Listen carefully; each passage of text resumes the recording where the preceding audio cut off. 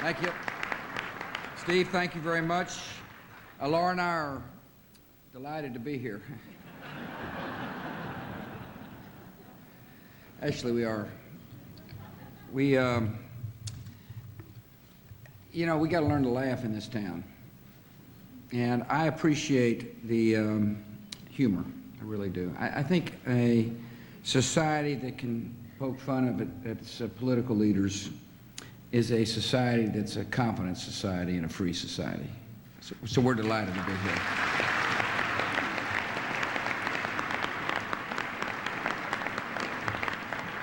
And I was looking forward to doing a little poking myself. But in light of this week's tragedy at Virginia Tech, I decided not to be funny.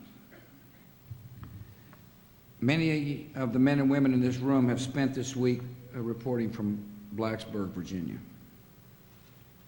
You have interviewed grieving students and faculty members. You have spoken with the families who lost a child. You have brought home to millions of Americans the sense of sorrow and loss that the Virginia Tech community is going through now, and I appreciate your work. At a memorial service on Tuesday, I told the university community that people all over this country are thinking about him, and many are praying for him. And so, really, this dinner comes at a good time. It's been a tough week for a lot of folks, particularly the folks at Virginia Tech. And so I'm not going to try to be the funny guy, but I have the opportunity to introduce one who will be. And so, thanks for the dinner, and it is now my honor to bring to this podium a talented and good man, Rich Little.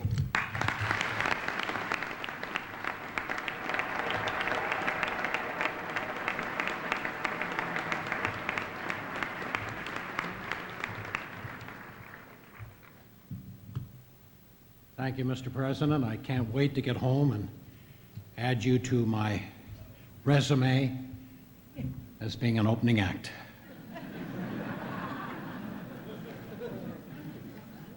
I am delighted to be here this evening, and my wife is with me too, and this is a great honor to be back doing this dinner once again. I did it in 1984, and they said to me, the committee in '84, Rich, if you do a good job, we will have you back.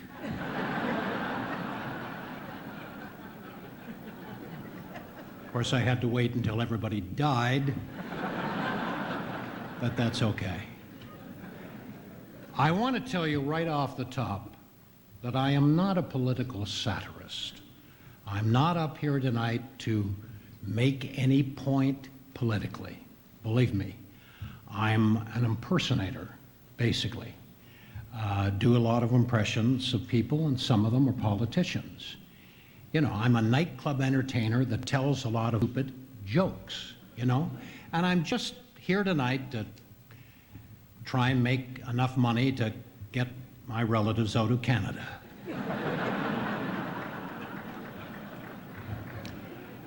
Speaking of Canada,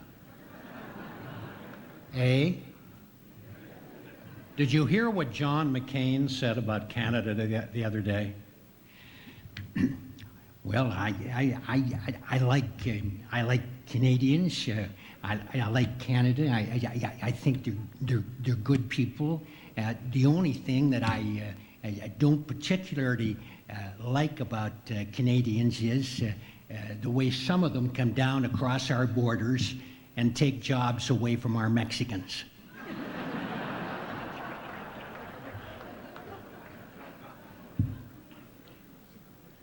Did you hear about the 3 Canadian hunters from Saskatoon, Saskatchewan? Now that's cold up there.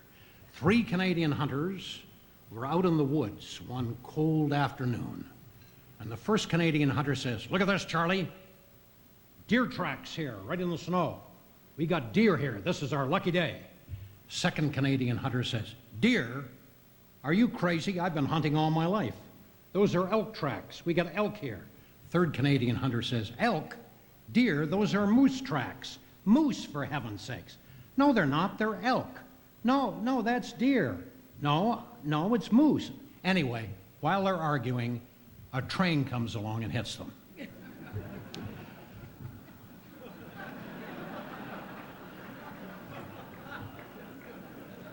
Did you people get this? They're train tracks. Did this table over here? Did you get that? No, you didn't. You lie. You didn't get that. Are you from the New York Times? You're from the Times and you got that? 3 copies of Culture Warrior are going out to you tomorrow, because we're looking out for you. You know, it's hard to know who to impersonate up here for you tonight, because everybody's got a favorite, and I do around 200 impressions. I mean, I could possibly do somebody like, and he's perfect for an impression, because he's larger than life, Arnold Schwarzenegger. Arnold Schwarzenegger, Governor of California. You know, a lot of people, you know, when they meet me, they're intimidated by me. They don't know what to call me. You know, should they call me Arnold? Should they call me Arnie? You know, Governor Schwarzenegger. Do you know what I prefer to be called? President Arnold Schwarzenegger. That's what I want.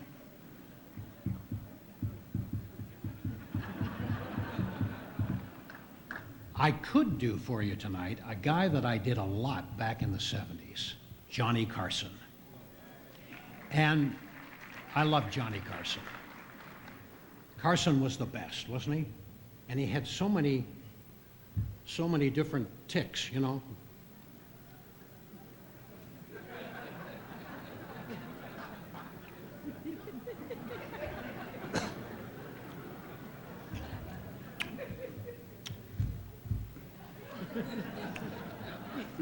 You know, I've been married 4 times. And the last divorce was the worst. Because after that divorce, I was so upset, I went into a bar, I sat down on the bar. I don't believe I said this, because this isn't really like me. But I was really angry. Forgive me for saying this. I actually yelled out in the bar, "All lawyers are assholes." And the guy next to me says, I resent that. I said, "Really? Are you a lawyer?" He said, No, I'm an asshole."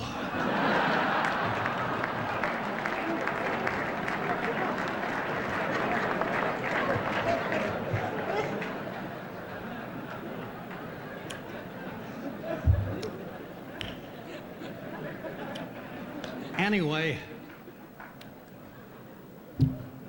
I sat in the bar with this clown for the whole evening. And at 1 o'clock in the morning, the bartender said, "Gentlemen, it's time. I'm closing up." And at this point, this joker that I'd been sitting with fell off the stool. He couldn't get up. He tried 3 times to get up. He could not get up. So I went up to the bartender and I said, where does this guy live? And the bartender told me, so I picked him up and carried him out to my car. And I drove him over to his house. And when we got there, I couldn't get him out of the car. So I dragged him out of the car, lifted him up one more time, and carried him up his front porch and rang the doorbell. And his wife came to the door, and I said, "Madam, this is your husband. I'm bringing him home from the bar." She said, that's very nice of you, but what did you do with his wheelchair?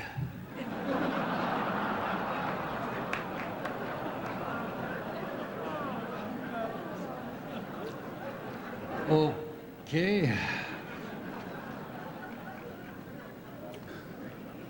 Do you know who else I could do for you tonight? And I love. You thought Colbert was bad.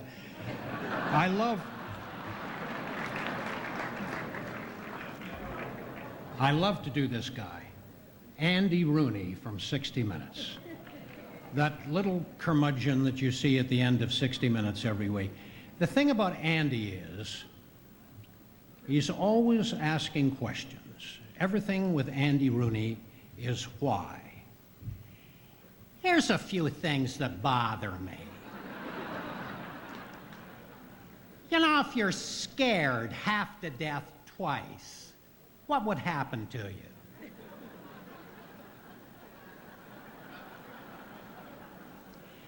If you want to grow seedless watermelons, what the hell do you plant?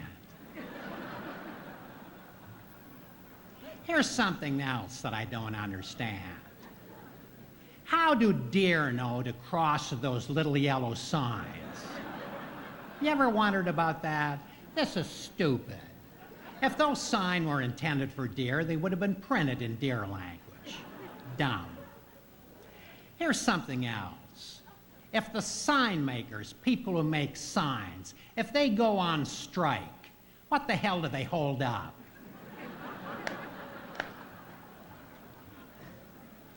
If your vacuum cleaner sucks, is that a good thing? And why do they call it an asteroid when it's outside the Earth's hemisphere and a hemorrhoid when it's in your butt? I don't understand that either.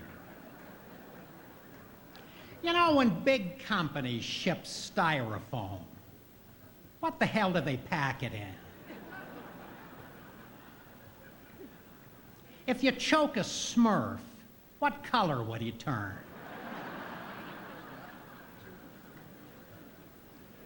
If you overdose on Viagra, how would you get the coffin lid closed? Did you ever think about this? I think about it all the time. Probably have to wait for a couple of passing elephants to come by. Andy Rooney of 60 Minutes. Thank you very much. Let's do some more politicians. Tonight we'll be looking to see what's cooking in Washington, D.C., in the big White House, on the Congress halls, and the U.S. Treasury. This capital city of the wise and the witty has presidents by galore, Republicans and Democrats and bureaucrats galore. Sing a little song all about the throng in Washington. Make a little toast and we're gonna roast how things are done. Tell a little joke and we're gonna poke a lot of fun. Poke a lot of fun at Washington. I'm gonna do 6 presidents for you right now. 6 presidents. Starting off with one of my favorites. I love the man, I got to know him. Ronald Reagan first.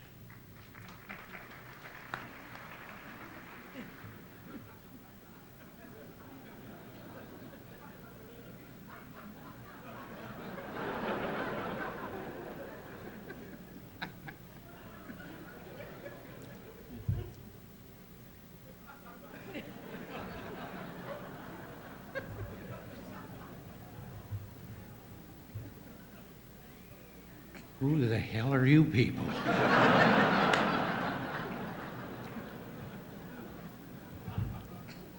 Well, you know, somebody asked me the other day, they said, Mr. President, do you think the war on poverty is over? And I said, yes, yes it was. And the poor lost. They did. You know, they should have quit when they were ahead. And of course they didn't, and we knew this. But nonetheless, at that particular time, we were willing to negotiate with a group or a fraction within the group that was willing to negotiate with us. And we went in there knowing that we weren't going to show up. And when we got there, we realized they weren't there either. So then we wondered why the hell we went in the first place. My God, if they weren't there and we weren't there, why did we even consider to go there at all? This was a waste of time and, frankly, un-American. We put a lot of time into this and a lot of money, and we didn't show up, but they didn't know that. They should have been there. So we learned a lesson from this, and I don't think we'll ever forget it, and that is the next time we're put in a situation like this, well, hell, we're staying at home.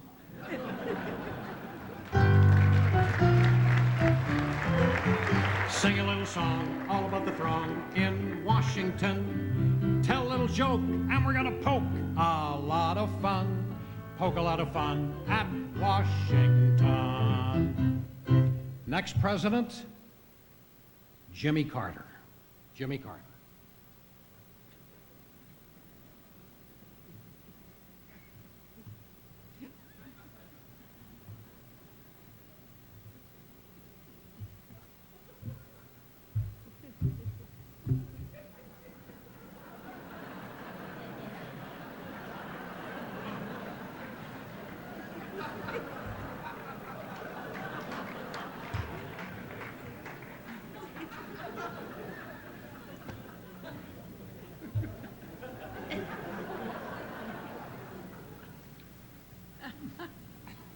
Hi, this is Jimmy Carter. Listen, I'm here to solve your problems. If you've got a problem, hot damn, I'll solve it. Whether you want me to or not, I really will. I'll be there for you. You know, about 30 or 35 years ago, I owned a peanut farm in Plains, Georgia. And I had the biggest and best nuts in the country. I did. They were huge. And those nuts, those peanuts that I had back then really came in handy later when I became president of the United States, because I went to the Arabs. And I said to the Arabs, I said, listen, if you give us all the oil that our country needs, I will personally give you all the nuts that your country needs. We will make an exchange, oil for nuts. And then I said, if something goes wrong and you cut off your oil, then we'll cut off your...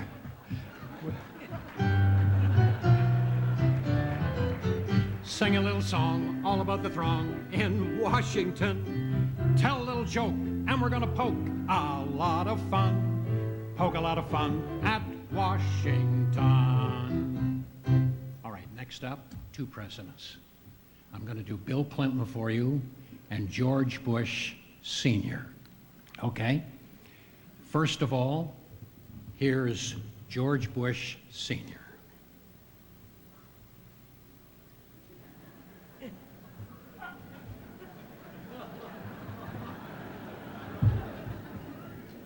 Okay, gotcha. Okay, understand. Good to be here. You know, the other day, this is true, the other day I was talking to my good friend Bill Clinton. You know, I was talking to Bill, and I said to him, you know, Bill, we've known each other for a long time. I've never asked you this before. What's your favorite city in America? If you had to pick one city, what's your favorite city in the U.S.?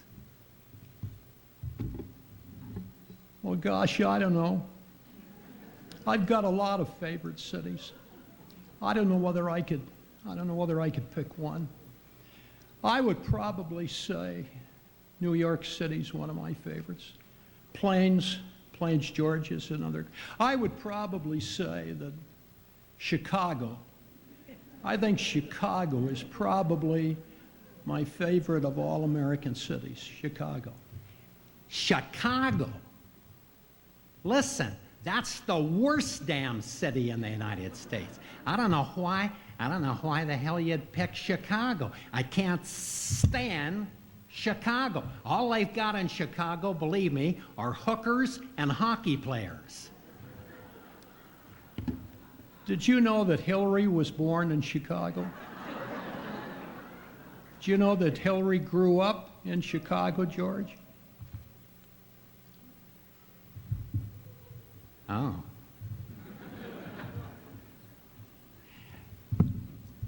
What team did she play for?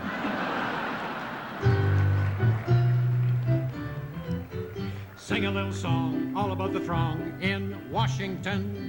Tell a little joke, and we're gonna poke a lot of fun. Poke a lot of fun at Washington. All right, our next president, I know you've been waiting for this, George W. Bush. And I'm not gonna compete with Bridges, you know, Steve Bridges, because he could look like him, but I just suggested a few minutes ago that the president should send, you know, Steve Bridges to Baghdad. He should go to Baghdad. It'd be a wonderful idea. But anyway, let me do our current president, George W. Bush.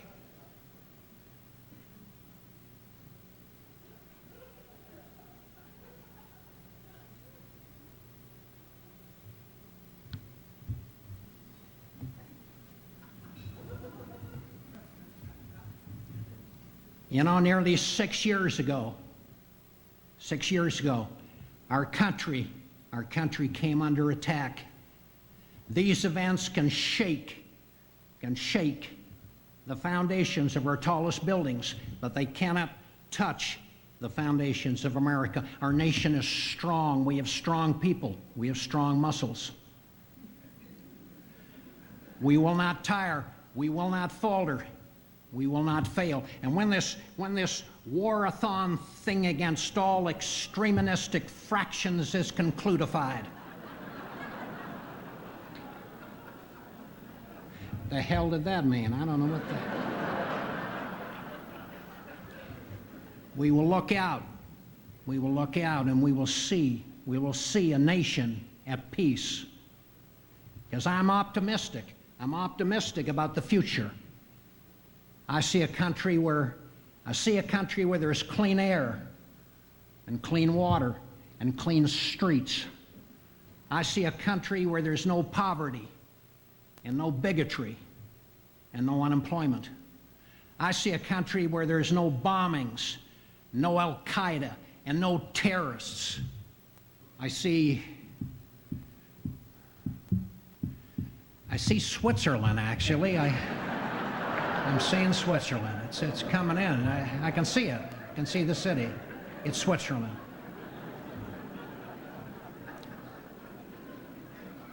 Take a look. Is the president laughing? Is he coming towards me? Good. So, Mr. Bin Laden, please take note. You take a moment from humping that goat. We think you're wrong, you think you're right. I think your turban is tied too tight. We let our women show their face, and they make this world a better place. So we'll find you in that mountain pass. We'll hunt you down. We'll kick your ass.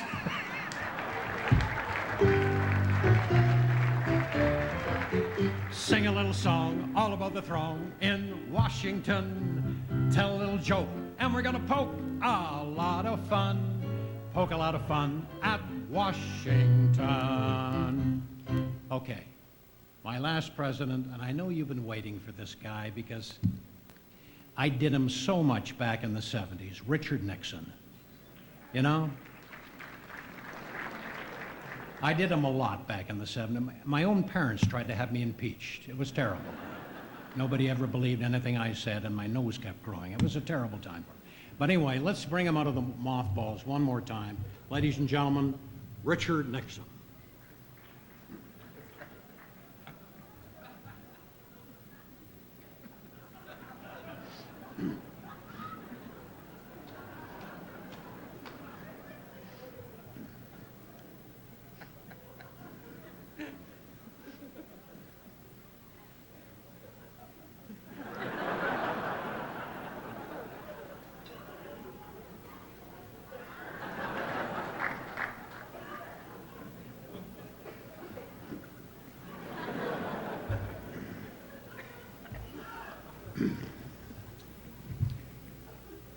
You know, I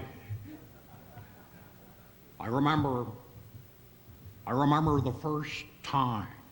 I remember the first time I came to Washington. This, of course, was years ago. I was a young senator, full of ambition. I can remember the first day I went up to the Hill. And at that time, of course, I knew that I knew that.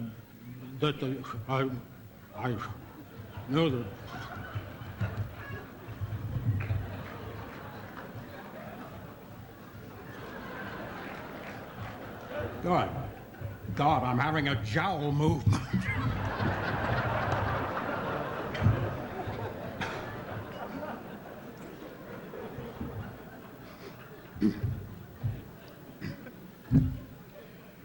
You know, when I was president,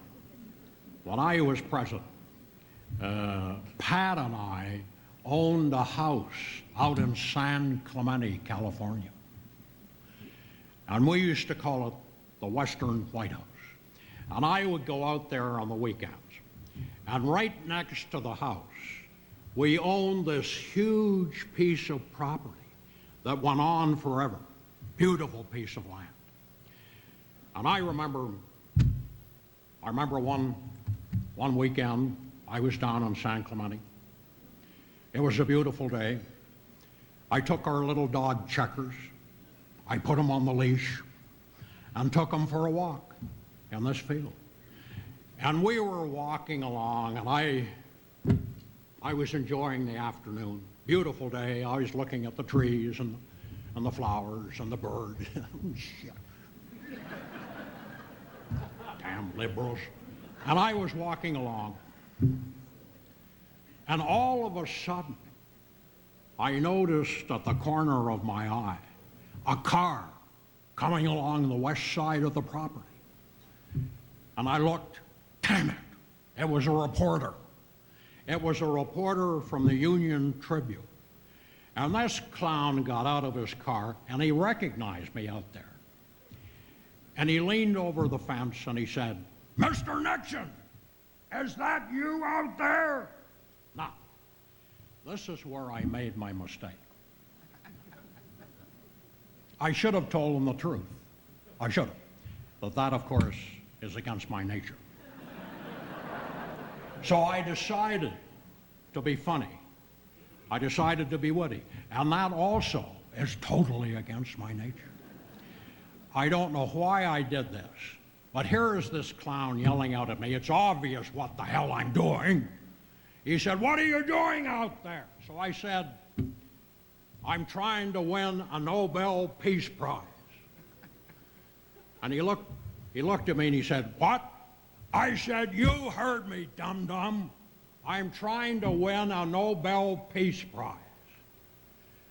And he said, "I don't understand." I said, "Well, listen, if you want to win a Nobel Peace Prize, you have to be outstanding in your field."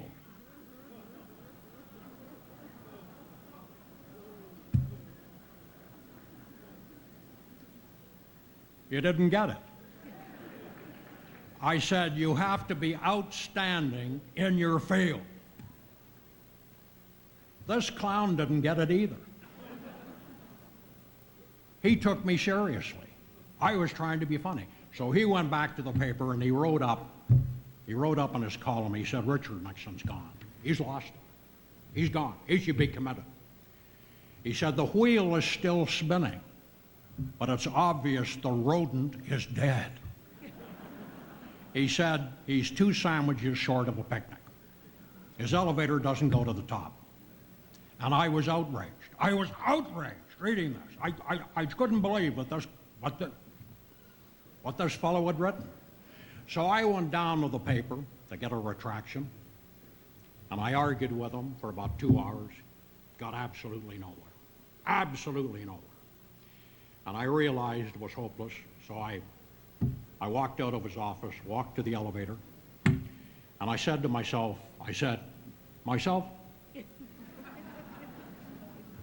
This doesn't really matter. Who the hell cares what he says? I've had worse things than this written about me. And after all, I've lived a life that's full. And not only have I lived a life that's full, I've traveled each and every highway. But more. Much more than this.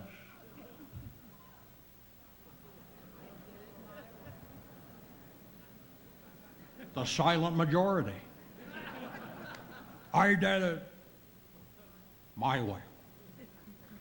For what is a man? What has he got? If not himself, then he has not. But through it all, I made mistakes. If only I'd erased those tapes, the records show I took the blows and did it my way.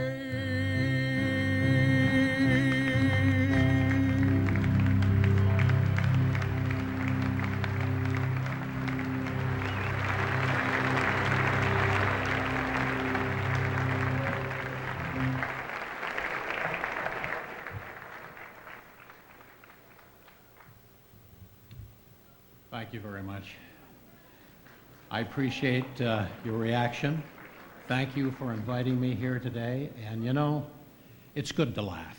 I know we're going through troubled times right now, but you gotta laugh and you gotta smile and take your mind off, you know, things that are going on. So if I made you laugh or smile for the last half hour, it was all worthwhile. Thank you very, very much. I appreciate it.